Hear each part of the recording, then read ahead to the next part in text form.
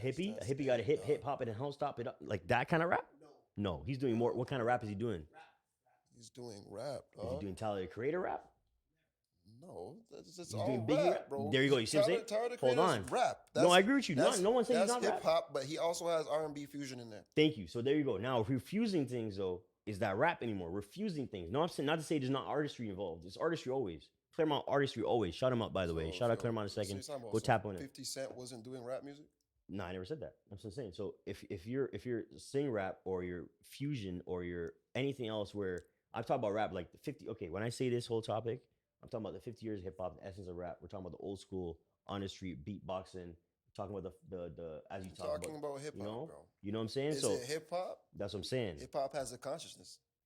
Always. Yeah. So it's about pushing positivity. Perfect. Pushing P. You know what I mean? So now though is if we take it to this level where it's like we got cats coming in, taking different influences, taking in different elements and changing rap a little bit to push it forward. By the way, we're pushing it forward, always pushing it forward. Is it the same kind of essence where hip hop started? No. Yes. No. Okay. That's what I'm saying. Nah. But I do believe Claremont is hip hop. Of course. I agree with you. I do believe there's a certain point where you gotta look at what hip hop was and understand that it's going to evolve. Always. But what it's supposed to do is supposed to have that essence of, you know what, positivity like we're talking about. Okay. How do we enforce righteousness in an aspect? How do we push God body? But then there's a machine too, where things start to become popularized and become watered down. And when they become watered down, they're pushing an agenda that takes you away from higher consciousness, higher self-refinement, and push you in a direction of self-destruction. Well, you real briefly though, because you talked about, because you think about like Wu-Tang Clan, those dudes. Yeah. Even though they're rapping about, they're telling their story. They weren't trying to push negativity necessarily. They were just sharing their story on what they've been through. Yeah. No nigga wants to be in the hood, bro. Niggas wanting to make money to get off the hood, live in great areas, stay safe, protect your family. Right? You have people like Nipsey, rest in peace to the legend. Rest in peace, Nip. I don't even think Nipsey necessarily wanted to live in the hood like that, bro. Who does though? He wanted to go back and try to support the hood. Of course, but you see always. what happens when you do that. You see what happens when you do that. You see what I'm saying? But before I segue way too far off of the actual topic. You're in the same vein. I just wanted to add a little thing because I was going to say something that you brought up before, and shout out Freddie as well from last episode. Briefly, when we were in the basement, y'all talked about the starting point of hip-hop and rap and the elements. And if you just briefly want to talk about was it 5 pillars or something like that? 5 pillars of hip-hop? Or is it 5? We got to remember like where hip-hop started. If you look at Billboard charts, if you look at all these Grammys, they spell hip hop with a lowercase H. Yeah. As if to say this isn't a proper noun. Okay. This isn't something important. Okay. We spell hip hop with a capital H. The next word, capital H, Yeah. right? We look at the pillars of hip hop, we're looking at breakdancing. Okay. You're looking at DJing. Okay. You're looking at MCing. You're looking at graffiti. What's the fifth joint though? I thought it was the 4 pillars of hip hop. Is it 4? And I think there's a lot of different branches that come off of those. Isn't it? Yeah, there's gonna be the music, like the actual rap. I thought it's because the original 4 was DJ joint and the MCing. Yeah, that's for sure. Those two, and the breakdancing is for sure. Breakdancing and graffiti for sure.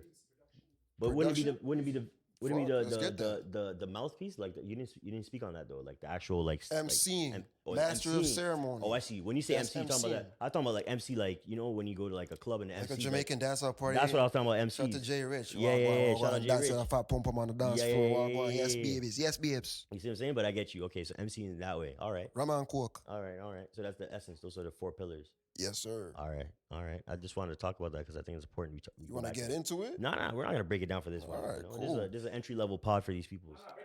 No, break it down. Go into it. Pod, we could talk about the pillars. 50 years hip hop. Be right. Go ahead. Facts.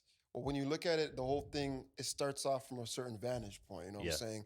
In New York, there was somebody named DJ Kool Herc. He's a Jamaican dude. Which one am I talking about? Just a Jamaican dude, pretty much. Homeboy was just DJing in a park. He brought out his big speakers, his decks, and he was cutting some Jamaican records, and he looped the sound. And after he looped the sound, it created that beat, and it created something rhythmic. People were like, yo, you know what? Yo, we can hop on top of this. We can rap on top of this joint. And which they did. Yeah. And that was the first time hip-hop was ever manifested on earth, bro. in its form. You said DJ who? DJ Kool Herc. Oh, okay, yeah, Shout out DJ to Herc. DJ Yeah, Kool Herc, Herc, Herc, yeah. the originator Yeah, of the yeah, hip yeah. hop sound. I seen that on was that show they did with Jaden Smith back in the day, or like a couple of years ago, where we were talking about hip hop. The Wu was it the Wu? Nah, The saga? yeah, the I'll tell what was that movie? Was a Netflix special or was it was a show? It has like Nas and shit on it. Yeah, too. yeah, like they're speaking of whatever. But you're talking about Herc and all them. All that, the origins of it. Yeah. And with that came a culture. So now you have a sound. Now you have somebody who's grabbing the mic.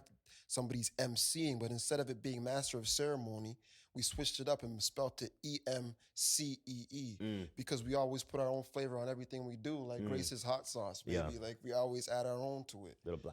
A little splash of this. Oh, I get it. You see what I'm saying? That's the name. Wordplay. That's me, baby. 50 years. I'm saying. Okay. So with on top of that, now you have the beats, DJ. He's scratching on the decks. You have your MC. Yeah. Always on the mic. Now you have people that are gonna move to that too. So instead of doing those regular, mundane, boring movements where it's like, yo, this shit's whack, as we're just pop locking that. Hey, spinning on top of their heads, doing backflips and on your head top. On your head top, spinning like tops, like Beyblades. All bro. that. And it gets competitive because the thing about hip hop is always it's just going nuts right now. In the background right now, dancing. It's a dancing man for sure. Jeez. I didn't know Uptown niggas could dance. He's from Panama, that's why. Holy shit. The Panamanian. South Africa's coming out of this, nigga. All that. It always brings you back to your roots in hip hop too. Yeah. You can relate to anything because it's a consciousness, it's a way of thinking, it's a way of being. Yeah. So with that dancing, that's more self-expression. Always. You have battles. Now you create your dance crew. Your dance crew, you go and battle that town's dance crew. Not only do you do that, now you find cooler ways to express yourself. So you start tagging. Okay. You start tagging. Okay. I'm a visual artist. You're gonna need people to design your album art. Who's gonna make your shoes fresh? All these different creatives came in and said, "Yo, I'm gonna start tagging my name on this so I can look bigger than what I like. I'm gonna be bigger than life." Yeah. So they started tagging the sides of trains. Dudes would tag the sides of buildings. That's that graffiti element that they added to it. I think there's other pillars. Evo might have to come correct me on this. Evo, hop in the comments and tell the people. Missing what it Evo is. for this one, yeah. But there's definitely fashion. Yeah. Like Evo, like Ish is saying, there's definitely production. There's probably media to it as well. So many more, yeah. Tattooing. Yeah.